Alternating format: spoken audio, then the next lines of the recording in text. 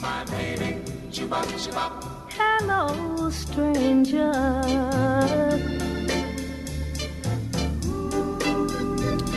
All right. The song that you're hearing right now is actually instrumental.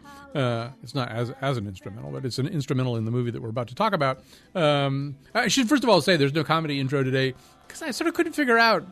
I mean, not that the movie or anything else we're going to talk about today is horribly somber or any more somber anyway than most of the things that we talk about and do comedy intros for. I just couldn't find a way in somehow. I don't know. There's some way in which the movie that we're about to talk about, which is called Moonlight, is so perfect in what it is that it's kind of hard to do a gloss on it anyway.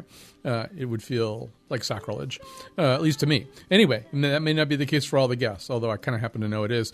Tom Breen is the film critic for the New Haven Independent and the host of Deep Focus. I've got a new way of saying it. There are 6 E's in that, so that was pronounced correctly. You need somebody with an even deeper voice to say that, though. Welcome to Deep Focus. Are we recording this? Can I? Okay. Yeah, on WNHH. Lucy Gelman is a reporter for the New Haven Independent and station manager at WNHH. And Sean Murray, making his debut on the nose, is a stand-up comedian based in New Haven, and we're excited to have him with us today. We are going to talk about Moonlight. Moonlight is a movie that tells essentially 3 stages in the life of a young gay man growing up from boy to man, poor in Miami. Here's one of the problems that we have with clips from this is there are very few movies that use silences as effectively as this movie does, and the protagonist is notoriously, within the movie, a man of very few words, after being a boy of very few words. So you're going to hear a scene. This actually involves the protagonist's mother. The protagonist's name is Chiron. You're going to hear his mother talking to a man named Juan. Juan is kind of a mid-level drug dealer, but he has a heart of gold. He has noticed that nobody's really kind of taking care of this boy. The mother has a drug problem. The boy is being harassed by other boys who seem to have already somehow or other detected his sexual orientation. And so you're going to hear his mother, played by Naomi Harris, who I believe is Miss Moneypenny now in the Bond movies, talking to this man who kind of out of nowhere has taken temporary interest in her son. What happened?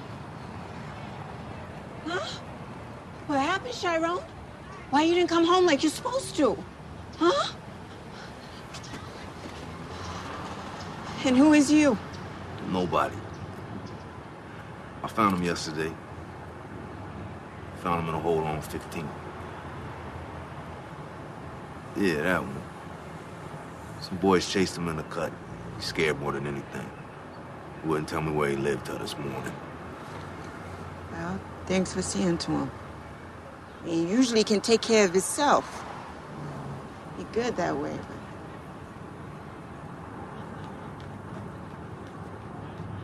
but... Little man.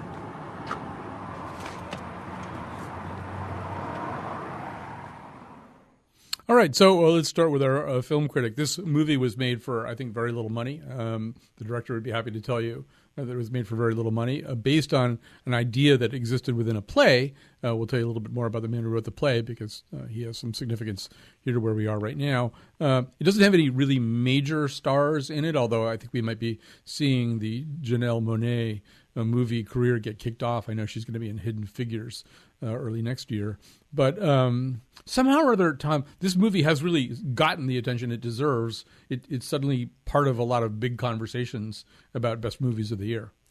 So I think there are a number of reasons why this movie has gotten so much attention, and also a number of reasons, maybe the same, maybe slightly different, of why it is such an incredible achievement and such a great work of art. And during our email thread before the nose, we were talking about how can we convince a hypothetical viewer, for instance, Jonathan's mom, that this is a life-changing movie, that this isn't just a representation of a story that isn't often told in mainstream America, but in mainstream American culture, but it's actually an exemplary one.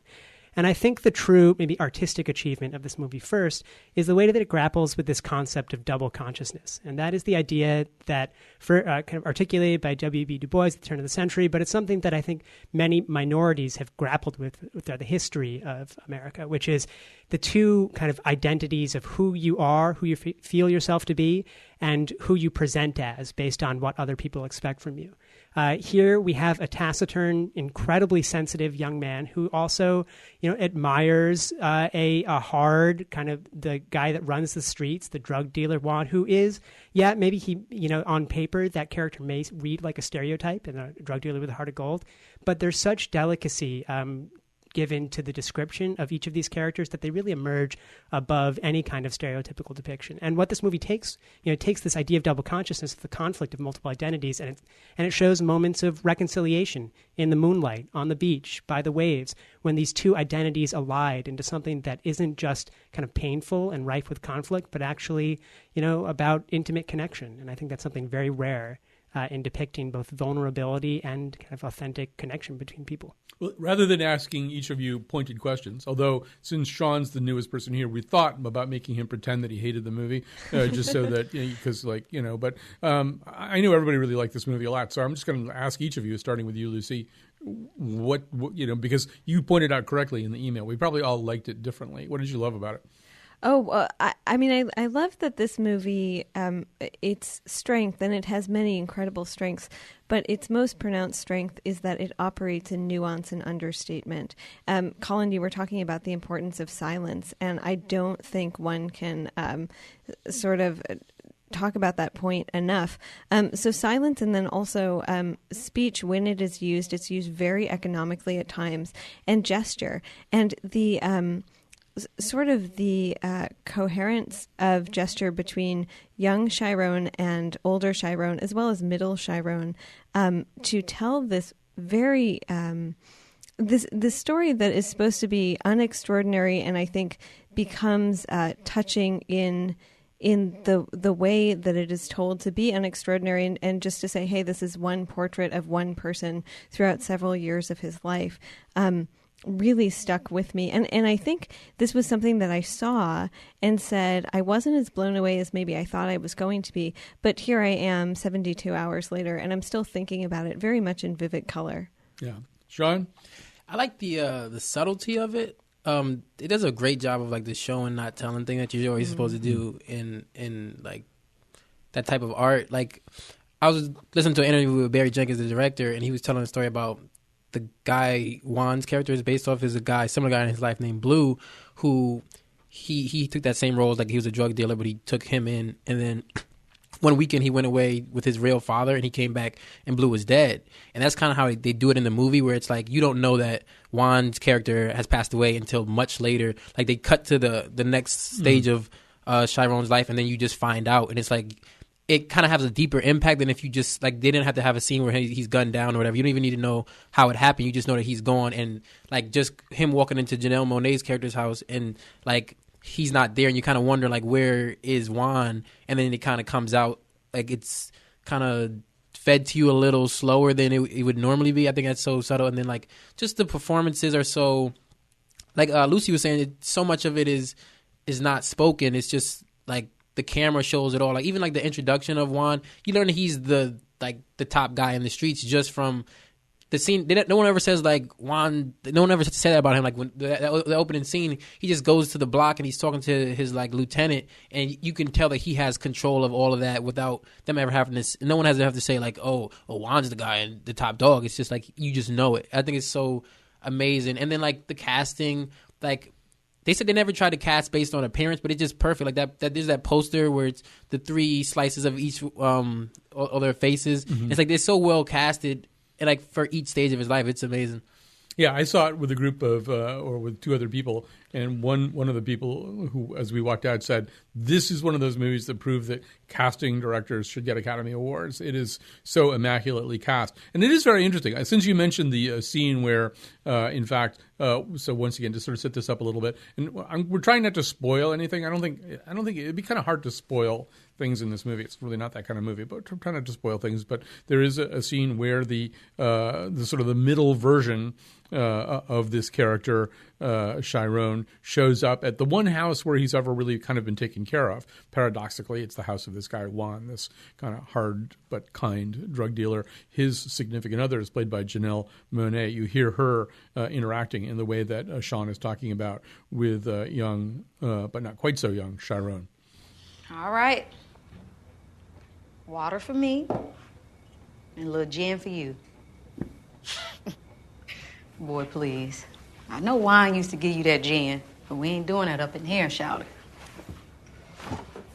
You don't think my joke was funny?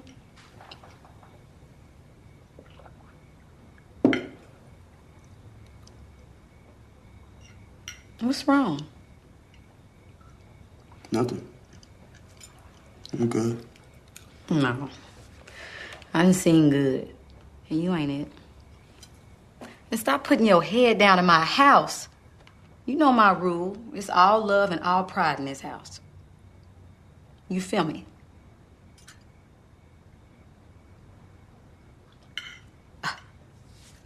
I can't hear you. Do you feel me? Yeah, Okay. I feel you. All right. All right, that's also from Moonlight. Tom, one thing that I want to see this movie again just for technique. Not that I'm a big technique maven, but Barry Jenkins works with a camera guy, with a cinematographer. I think he's known since college or film school or something like that. Whatever their collaboration is like, it's remarkable. There are ways in which I think we've all gotten kind of annoyed with handheld cameras, but here they're used. One of the early scenes is this kind of jittery chase where the young Chiron is being chased by his tormentors. The use of the handheld camera there, it's just amazing. It really kind of recreates the motion. There's another moment where he's kind of being circled by his chief tormentor, a guy named Tyrell, where the camera just moves quickly in a circle, and we're just, once again, we're kind of, we're experiencing probably the panicky gaze of the person who's going to be the subject of the object of the violence. There's a scene where he's being taught to swim, where the water is just used so amazingly. Water is also used amazingly in this completely heartrending scene where little Chiron, he's known as Little, is boiling a pot of water. I think this comes right from Barry Jenkins' life, too. Both of the two people who created this grew up, I think, in the same projects in Miami. I think he's boiling this huge pot of water that he's going to add to bath water so that he can have a hot bath. And then suddenly the camera also just lingers on him, and he's got the suds are kind of up around his hair and his eye. He looks like an old man. There's like a statue of an old man sitting in this tub, and it's these Edward Hopper type scenes of this diner that sort of makes up the kind of the last set of images from the movie. I don't know, Tom, there's just an incredible beauty amid the poverty of this movie. So if I may identify one more kind of signature camera move in this movie before talking about the effect of the technique, is these tracking shots in which the camera is following Chiron or Black or Little from behind as he's walking to kind of initiate a pretty momentous encounter in whatever scene we're in. In the middle section, it's a pretty violent encounter in which we see him entering a school and having a pretty serious confrontation with a bully. And in the final sequence, in the diner sequence, we follow him as he approaches the diner where his lover from 10 years ago is now working as the cook. The camera does the exact same move. We remember the anger and the incredible physicality of the motion that led to the smashing of the chair behind someone's back. But instead, we're taken to a moment of incredible tenderness, a moment of reconnection of characters. And that is what, we can't talk, yes, there's, certainly it's easy to be fatigued by conspicuous camera movements, but I don't want to get to a place where I ever talk about a movie or a work of art without considering the form in addition to the content. And this is such a beautiful kind of conjunction of form and content, and that we get the camera, kind of recurring camera movements, camera placements, telling us something about the identity of this character, and the way that they're repeated through the sections gives audiences, and encourages them to be perceptive. You have to be attentive to every single little thing that's going on. We only seen Little give a big smile once, and that's when he's dancing, and that's through a mirror. And you really have to be paying attention. And I think these little tricks, these little techniques kind of keep you attuned to that. I can't say enough about James Laxton, who's the cinematographer on this project, the way that he communicates the identity of an incredibly taciturn guy, right? We have to feel like someone who doesn't talk. So how do we do that? We feel the sand on their fingers. We feel the wind on their face, the ice of the freezer in their face. This is a very tactile movie, and a lot of that is communicated through the camera work. Yeah, I don't know if either one of you, Sean or Lucy, have little moments that you were particularly in love with from this movie. One of them that Tom just made me think of. There's one kind of homoerotic scene on the beach at night, a deserted beach, and at the end of it, one of the two participants in the homoerotic scene, he just kind of drags his hand across the sand, and it's like just somehow or other, this is like this incredibly vivid sort of telling moment. And go ahead, Sean. No, I really love that scene. I also love the scene with Little Chiron when they're playing Kill the Man with the Ball in the park. It's just like the intimacy, and that's what one of the things I loved about the tracking shots too, like the intimacy of the camera. A lot of times in films, when there's a tracking shot, it's used just because the novelty of like a particular type of shot, because like people like that kind of thing. But he uses it so well in terms of intimacy and like the intimacy in the handheld shot for that when. Like I can't remember the other character's name. The love interest, Kevin. Yeah. But when they're kind of wrestling and he teaches, like he's telling like fight me, like you got to stand up for yourself, and like the camera is so close, and it just like you can feel yourself in that situation. I remember being young and like fighting and feeling like someone's that close to me, and like you can understand how the relationship develops because like in that moment, like you don't like it never feels forced, like that relationship. It seems so natural, and that's part. I think the camera work has a lot to do and with if that. I could just very quickly interject that scene, it's one of my favorite scenes in the movie, the scrum on the football field. And it also, the camera work is great, but also underscoring that is Mozart. I mean, we're hearing Mozart as these kids, playing with just a pile of paper. It just speaks to this immensity of feeling that this kid has inside of him, such density of emotion and identity, and it just blew me away. The music of the movie is really interesting. There's not a ton of music. There's that one use of Mozart. There's an original score that has some really beautiful thematic music that is used very judiciously and sparingly. And then there are about 3 or 4 pop tunes that pop up, including that Barbara Lewis tune at the end. I don't know, Lucy, I want to segue here, but is there one more thing you want to say about this movie? Yeah. Just I was so struck by the use of water throughout the movie as a narrative device, and as a device that really pulled this together. I don't think I can say enough things about how much Jenkins understands the cutting room floor and its importance in this movie. And so the juxtaposition that we get throughout of water that's coming, through the faucet in these housing projects, and specifically the image of the sink filled with water and ice cubes and the sound we get from that.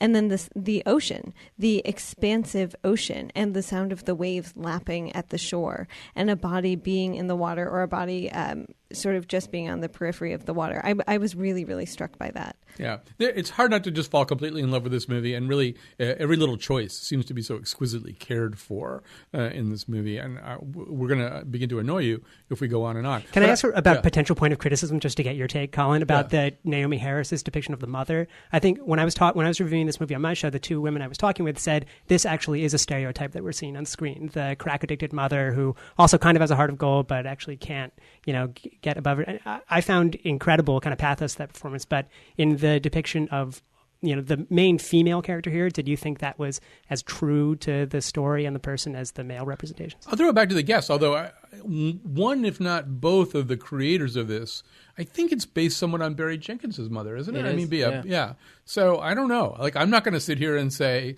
that Barry Jenkins didn't get a crack-addicted mother right if that's based on his mother. I think about that a lot of times when you see a depiction of a character and it's like stereotypical. You could argue that for a lot of characters. I think that's not unfair, but I think Naomi Harris did a good job. And I think it's a real well done performance and a well done depiction of that, because like sometimes that is what that's like. Like sometimes stereotype. I understand, like as an artist, you kind of have to expand more on stuff like that. But like sometimes stereotype is a stereotype for a reason. You know what I mean? Like I feel like I didn't see anything inauthentic about that, because I know women like that. I know like people's parents who are on drugs, and it's a real struggle, and I see that in her. It's like she wants to be a good parent, but it's like you can't really escape that the pull of the drug on you. So I think one thing is the difficulty is like the movie's not about her, so you're not going to get that much. You don't get that much in depth on any other character either. Like you don't get. Janelle Monáe's character can be kind of seen as a stereotype in the sense that she's like that motherly figure, and it's like she says like a lot of her lines are kind of cliche, but she does the movie does a good job, and she does a good job of delivering them to a point where you don't feel like, oh, I'm sick of this type of character, because she does such a great job. And I think that's my opinion on the whole movie. Is like a lot of it can be seen as stereotypical, except for the fact that they just do a great job of hammering it home and making it feel like something new and something authentic. Lucy, we have to talk about Jonathan McNichol's mother. Not really, and she doesn't, by the way, have a crack problem or anything like that. But she saw this movie and she really liked it. But she really liked it. And there's a way in which certain movies like this, and we're all contributing to this right now too. You know, certain works of art. I mean, Hamilton is probably the best example right now. You're not allowed to just like something. You like it. You have to have this other reaction to it, and you're really not allowed to not like it. And I've never understood that anyway. People sort of wanting you to embrace something at the level that they embrace it, but it does seem to go on. And I want to just say it's okay for Jonathan's mother just to like this movie. Do people ever try to bully you into their aesthetic ecstasies? Oh, yeah. I thought Hamilton was a really interesting kind of counterpoint to this, only because I was lucky enough to see it in October and loved the soundtrack. Totally obsessed with Hamilton. I like Broadway as a bigger genre. But I kind of felt after the first half like I could have walked out of the theater. I felt like the actors could have been going off stage and eating pizza between the numbers. And so I think people have not tried to bully me into liking something or not liking something, maybe short of like certain technological things that I really have an aversion to after spending the entirety of my day in a pint-sized studio around technology. No, and I hope that no one bullied Jonathan's kind and lovely and not crack-addicted mother either. No, nobody should. But there is that kind of thing, right? I mean, like absolutely. This, I see that a lot, and I can understand the inclination to want somebody to like something as much as you. But if I ever feel myself doing that, it's more like I want you to appreciate the subtlety and the technique behind it. Not saying like you have to like it as much as me, but I hate when someone dismisses something outright, because a lot of times it's just kind of a contrarian perspective. So it's like you dismiss it. Like you can't say, like if I see a movie like Moonlight, someone says, "Oh, that was garbage." How could you say that? Like there's so much. Like if you don't like it, that's absolutely fine. You don't have to like it, but I feel like you have to at least appreciate what went into it. It's not just another like piece of. So it's like I can understand why people. I try not to do it myself, but it's like I understand why. But you no one has like I don't understand why people just can't be happy liking something, and that's enough. You know what I mean? Like I know a lot of people that don't like Hamilton. I like Hamilton, and it's like I don't need to love it, and I don't need anyone else to love it or hate. Like I can appreciate art on my own. It's a news flash to me that there are people who don't like Hamilton, but there's a lot of comedians on Twitter that they hate it. I want to follow. They're a critical bunch. I mean, not that I don't like Hamilton, but no, there's some impulse like that. I mean, the example I gave is we were emailing around. Bill Curry, with whom I actually saw Moonlight last night, thinks I should like Leonard Cohen, and I don't like Leonard Cohen, and I'm never going to like Leonard Cohen. And like for Christmas, I'll get like autobiography of Leonard Cohen and maybe some kind of mixed CD of Leonard Cohen stuff, and I just like it never stops. And I don't think I have ever done that with people. I mean, there's this great video from a little web series called Tiny Apartment. One of the episodes is about just people. Like it's a montage of about 117 people yelling at the two protagonists. You have to see The Wire, and like it's reworded and they say it in different ways. You know, there's this little tiny girl who says it's an incredible fusion of urban drama and great. You know, it's like I don't know. Maybe that's time. That's just an instinct we have. You know, we love something, so we need it to be loved. So there are a few different impulses there. I don't think there's anything insidious about wanting validation in terms of the art that you really respond to. As much as I totally agree with you, Sean, that art is something that, I don't know if we're going to that Adam Kirsch piece yet, but art is something that one responds to first and foremost personally. I mean, it is something that is a subjective experience, both in terms of its creation and its reception. And I have a show about movies in which I talk about movies every week. I love talking about movies with other people. I love getting their opinions.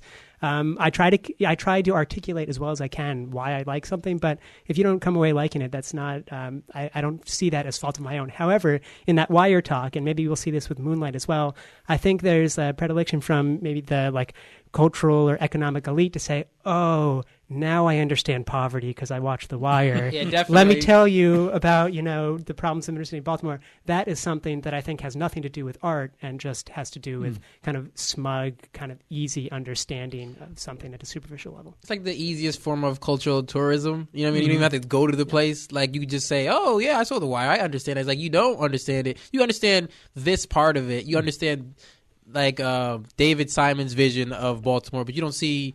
You're not getting the whole picture. So, like, when you don't expand outward from that and try to explore more, and you just use The Wire as your own, that's your frame of reference. That's the issue for me.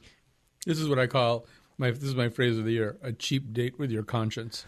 So, Lucy, you get the last word about this. Yeah, just very quickly, if I may. I think that we're seeing the confluence of two things: the incessant need for external validation and the sort of uptick in armchair activism, both of which are probably personified on Facebook more than anywhere else in the world. And so I think, if someone says, well, I really want you to like this thing, it may be, I really want you to like this thing because I'm not sure if I am XYZ, if I like this or if I dislike this.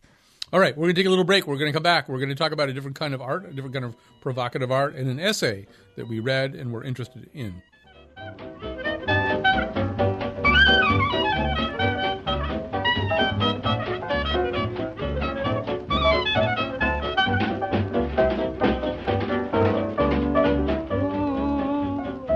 What a little moonlight can do.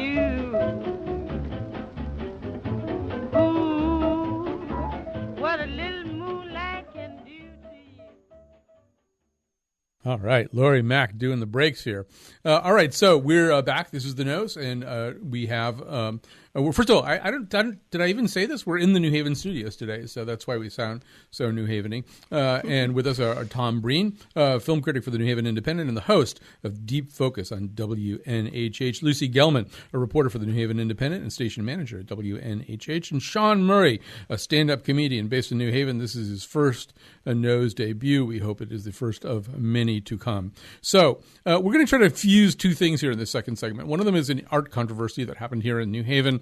And the other one is an essay that we read in Slate by Adam Kirsch. It's about kind of the challenge to art and intellectualism when something happens like the Trump election that seems to just defy gravity. But I guess maybe to get this started, and Tom, I know you've been writing about this, so tell us about the cop-pig art debate. So every October, New Haven hosts this month-long celebration of local artists called Citywide Open Studios. And the gallery and kind of arts institution that organizes these celebrations is called Art Space. It's a gallery on Orange Street and Crown Street.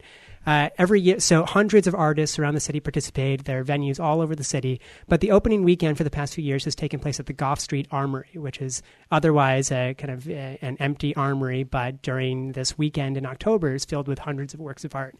ArtSpace commissioned an artwork from a number of artists, but one from an artist named Gordon Skinner that they mounted on the periphery of the armory, including on a side street that looks out on the Whaley Prison.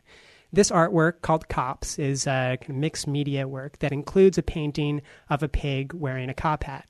The New Haven's director of Parks and Recreation, Rebecca Bombero, sent an email to ArtSpace saying, can you please move this? We've received a complaint from a police officer and a correctional officer that this is offensive. They don't understand the context in which it was placed. They see a city-owned building in the armory, and they think, why is there this such inflammatory imagery?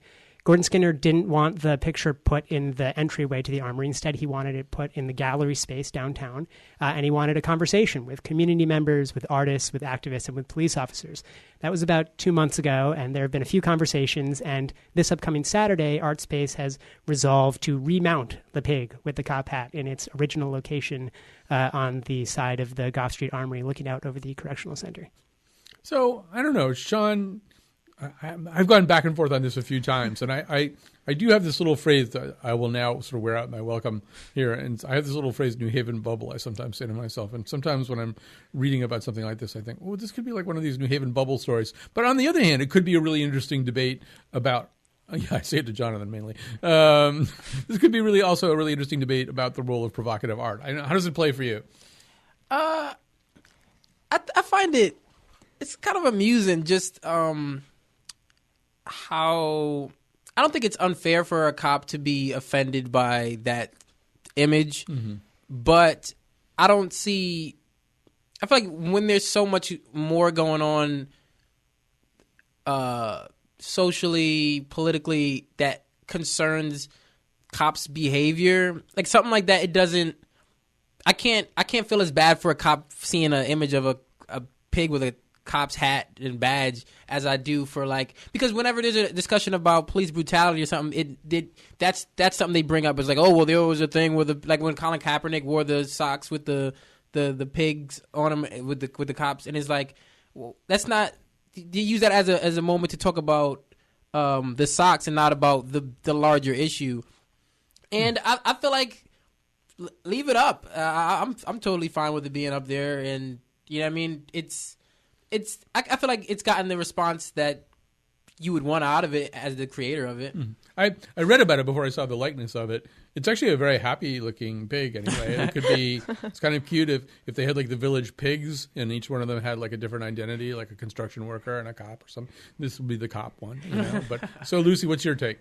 Oh, I'm going to be in hot water as a reporter for saying this, I think. But for me, as someone who is this lapsed art historian, this was much more about an institution, so i.e. art space, being interested in creating conflict where there wasn't that much conflict. So I don't think the piece should have been taken down.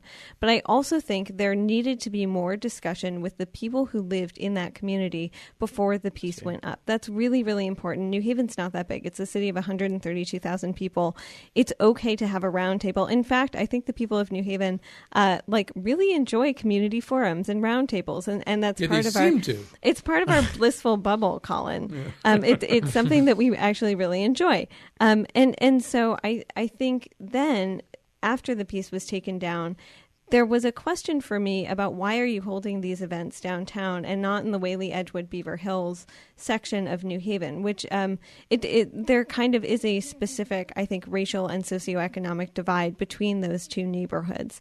And so for me, that was more interesting. I think it's really good that ultimately, so last Tuesday, people from the New Haven Police Department and the New Haven Fire Department and the city art czar, Andy Wolf, came to ArtSpace and got involved in this discussion. I think the New Haven Police Department probably should have been involved in this discussion way before the fact, once the community was coming out.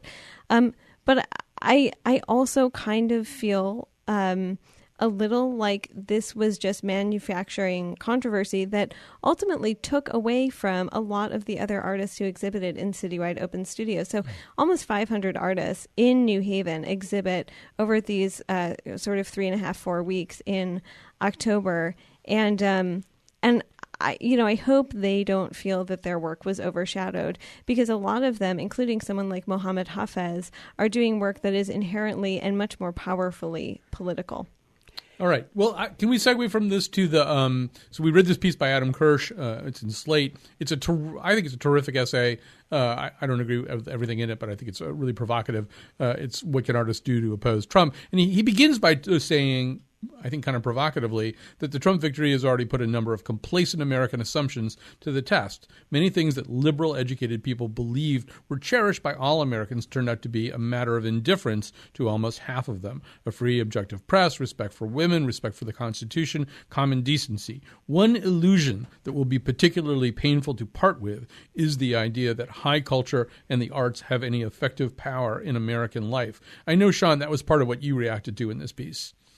Yeah, well, to kind of bring it back to Hamilton, Hamilton's another a pretty exemplary of that, where I feel like what you would call the liberal elite, intellectual elite, like they feel like everyone has to connect to something the same way, and it's like, or even that if you connected to that, how could you have any other opinion? Where it's like sometimes you like something and you don't agree with the message of it, like the movie The Dark Knight. When you think about it, it's about the Bush administration, the Patriot Act, and all that stuff. Like when he's using technology to tap into everyone's phone. I love The Dark Knight. I don't agree that one person should have that type of technology. So me liking The Dark Knight doesn't mean I approve of the Patriot Act and like government invasiveness. So I feel like I like the idea that I feel like maybe high culture doesn't have any effect on, and it's because so much stuff, even if something as big as Hamilton, is very niche in the sense that it's very coastal. Like people in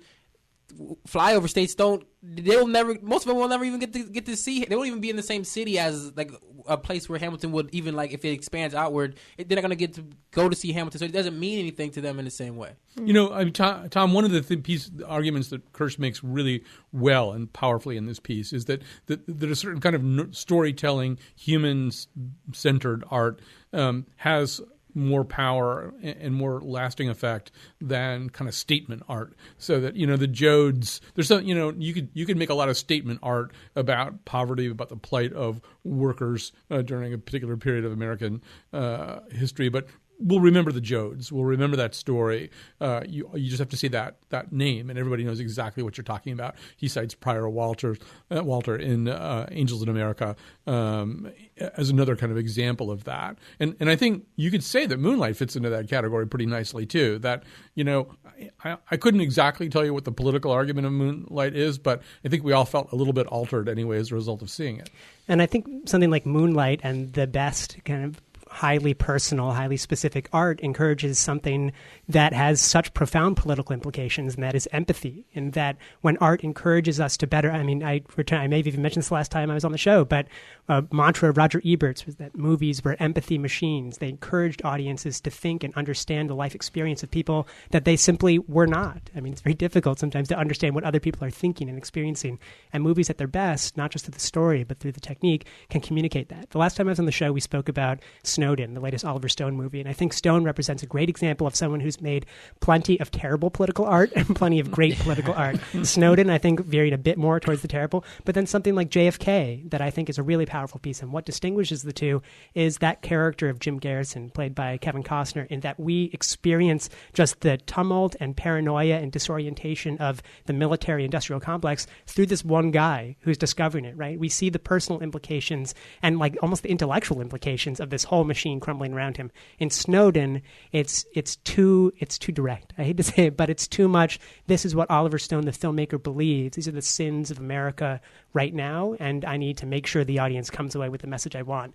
Art, as Kirsch argues, and as his hero Lionel Trillian argues, should be subjective. It should be kind of ambiguous. It's open to interpretation. I think that's what Kirsch is defending here when he says our hearts will always be with the Prior Walters, even if power resides with the Roy Cohns. Well, you know, Lucy, one of the other little sentences in this piece that really rung out to me, well, at one point, I may not be quoting him exactly, but Kirsch says something like, one of the things that may be the hardest thing to get used to is powerlessness, you know? And I do feel like we've just been through a period where, like, quote unquote, everybody said, no, you can't do this. No, I mean, like, you really can't do this. You know, I mean, and so whoever it is that you respect, whether it's David Remnick, you know, or Oprah, or, I mean, Oprah couldn't stop this. Right. You know, there's kind of a sense that nobody that we think has cultural power had any power to stop this from happening. Yeah, well, and I think you even see people who were talking about, oh, now that, you know, Hillary has Beyonce and Jay-Z behind her, she's going to be okay. That's right. Which was sort of the very, very final leg before the election. I'll see your Beyonce and raise you Scott Baio. Right, Anyway, exactly. continue. The most powerful man in Hollywood. But I mean, I think what we're all sort of the point that we're all sort of walking around or dancing around is the fact that you can be an artist and you can be an activist. But if you're going to do both at the same time, you really need to be doing it deliberately, and you need to be doing it with something, with a work of art that isn't maybe instant or maybe it is, but with something that's going to have staying power. And I think, you know, so Tom, you were talking about Oliver Stone. I would say, you know, Laura Poitras is someone who cares very much, I think, about the art of filmmaking, but she does it as a means to political ends. Yeah. I don't know. Sean, as we were emailing back and forth about this, you wrote, I thought this was a great reaction to the Kirsch piece, specifically about how intellectuals and artists have to realize that making art doesn't stand in for political action. That, as Tom is saying and as Lucy's saying, you can do this at this really nuanced level. You can tell stories. I mean, I think if you got 10 million people to watch Moonlight, some of them would really be changed by it. But that's sort of not the same thing as political action.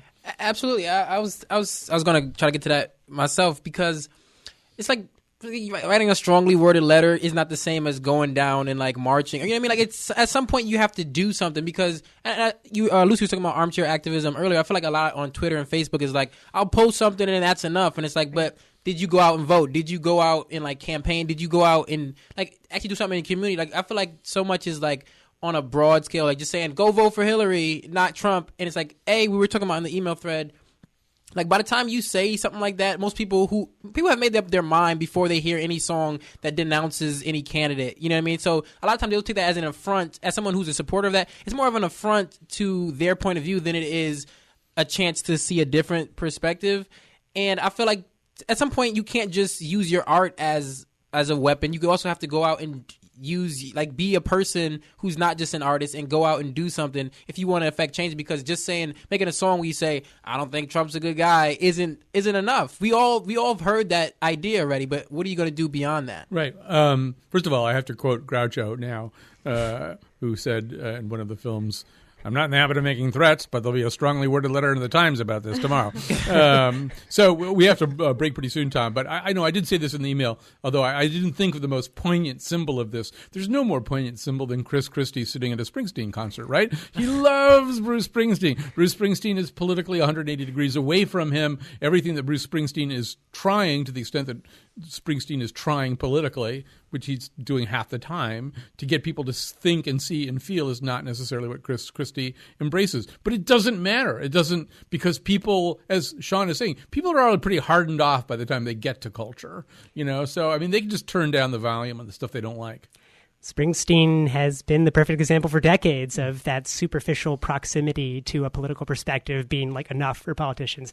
Born in the USA being the most prominent example. I remember going to 4th of July celebration by Wilbur Cross a few years ago with Lucy, and they played Born in the USA probably 15 times in a row. And of course, to think about the song and its very strong anti-war message, it was a bit discordant with the explosions happening in the sky. All right, we're going to take a little break here. We'll come back with some recommendations after this.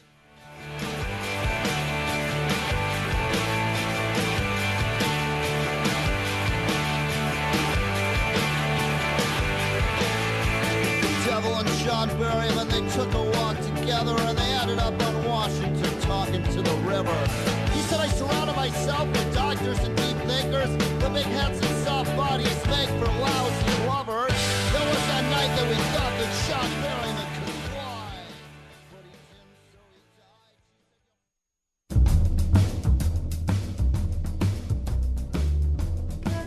died. Today's show was produced by Jonathan McPants and me, Kyone Wolfe. Our intern today was Jumpy Fisher. The part of Bill Curry was played by Al Pacino. All of our episodes can be found at wnpr.org/Colin. On Monday, we're bringing back Colin's original conversation with Nancy Butler.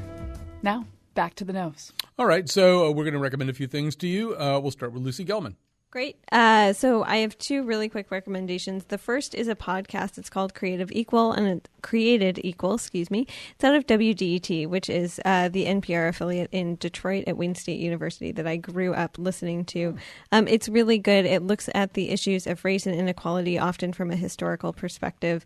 If you're a dork like me, even if you're not, try giving it a chance. And the other is a book. It just came out earlier in November. It's called The Fish Market, and it's by Lee Vandervoo, which is a great name. And it is about how maritime laws are changing both the phenomenon of overfishing and then also the economy on the seas for fishermen and what that looks like in terms of unemployment. It's something I had absolutely no idea about, and I feel much more well-informed after reading it. All right. Tom Breen, you go next. So as much, I was thinking of endorsing a movie since I talk a lot about movies, but I was so moved by this Adam Kirsch piece, I wanted to endorse an essay going back in the Wayback Machine that it reminded me a lot of. And that's a 1954 essay by the intellectual literary critic Irving Howe, and it's called This Age of Conformity. And at a time when he was really despairing that intellectual life in America had been completely subsumed by the victorious American bureaucratic machine, where intellectuals were becoming part of the universities and no longer offering kind of critical perspectives on something that they were supposed to be a little bit distant from, he gave this kind of call to arms. And I think it applies as much to people reading Adam Kirsch's article as his. And I just want to read the last sentence of the essay, which is, "The most glorious vision of the intellectual life is still that which is loosely called humanist. The idea of a mind committed yet dispassionate, ready to stand alone, curious, eager, skeptical." And I take those words to heart. All right. Sean Murray, what have you got for us? There's a podcast, a little bit more low culture than what you guys are doing, but there's a podcast by this comedian Ian Carmel called All Fantasy Everything, where they just basically fantasy draft anything in pop culture. So they did an episode with the cast of Airheads. So they're like works that they did, like what Steve Buscemi movie would you pick to get a top 5? They did one on Candy. They did one on The Mall. It's really fun. They get a good group of like comedians and people. Like he had John Cryer on episode for the Candy episode. It's just a really fun way to just think about, like, because sometimes, a lot of times, Ian will make a pick and he's like, I made this pick not because I wanted it so much, but it's just like I feel like it had to be discussed. And it's an interesting way to think about how you would like pick things from pop culture. Sometimes you just want it to be spoken about more than you actually appreciate that thing. And this is this book. I can't even pronounce this guy's name. It's a Chinese science fiction writer. It's called The Three Body Problem. I just read it. It's one of the first books I've finished in months because of school and work. But it's a really fascinating book about this an alien civilization coming in contact with humans, and there's a group of people who really want like the aliens to come down and like take over the world in order, because like they feel like humanity is lost in terms of like being able to govern ourselves. And there's a group of people who want like them to come, but just to get some of their technology. So it's a really interesting perspective on like who's right in that situation. And what's the podcast called again? All Fantasy Everything. Yeah. And so so you draft thing. You do it like a draft. Yeah. So like, he'll get like. I'm trying to decide which Steve Buscemi movie I would draft. You know that would. Yes. So there's a film critic, Devin Faraci, whose kind of name's been not so. It's not a good name to have right now, but he kind of like cheated, and Steve Buscemi was on an episode of The Simpsons, so he took The Simpsons, and everyone was like, "Oh, that's a great pick." I never even thought to do that, and he kind of like won. You don't win, but it's like they were like, "We feel like you won after you picked The Simpsons because you picked the greatest show in the history of TV." All right, so I'm gonna endorse 2 books. One of them is called Some Luck by Jane Smiley. This is not a new book; it's out in paperback. It's been out for a while. I just happened upon it. It has this amazing narrative structure. It follows an Iowa farm family, a sprawling Iowa farm family, year by year, from I think sometime in the 1920s to maybe sometime in the early 1950s. And so each chapter is about maybe 4 pages long, and it's a year. As these people go through all of the wrenching moments of history that are contained in those years, the family sprawls out more, becomes more urban, encounters more different kinds of people. I don't know. I'm not doing it justice, but it's an amazing style of narration.